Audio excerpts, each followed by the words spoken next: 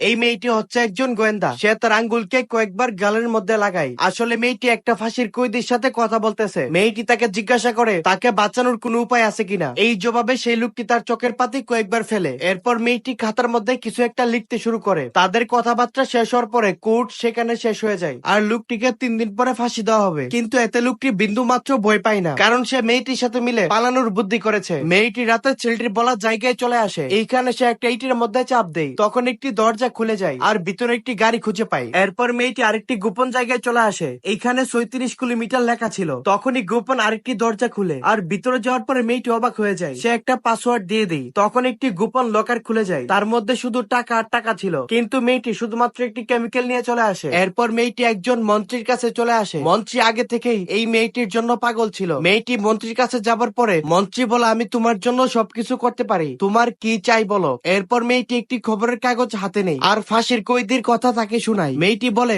আমি তার সাথে দেখা করতে চাই, কিন্তু মন্ত্রী বলে সে এটা করতে পারবে না। তখন মেয়েটি মন্ত্রীর কাছে গিয়ে একটু তাল বাহানা করে। এতে মন্ত্রী রাজি হয়ে যায়, কিন্তু মন্ত্রী বলে আমিও তোমার সাথে যাব। এরপর তারা কারাগারে চলে আসে আর মন্ত্রী জেলারকে বলে কয়েদির সাথে তার কিছু কথা রয়েছে। এরপর তারা 27 মিনিট ভিতরে থাকে। 27 মিনিট পরে তারা ভিতর থেকে বের হয়। এরপর জেলার চেক করে দেখতে পাই কয়েদি আগের জায়গায় রয়েছে। পরদিন তাকে ফাঁসি দেওয়া হচ্ছিল, কিন্তু জেলার দেখতে পাই কয়েদি কোনো নড়াচড়া করতেছে না। তখন তার একটু সন্দেহ হয় আর তার মনে পড়ে যায় কয়েদির বানানো নকল মাস্কের কথা।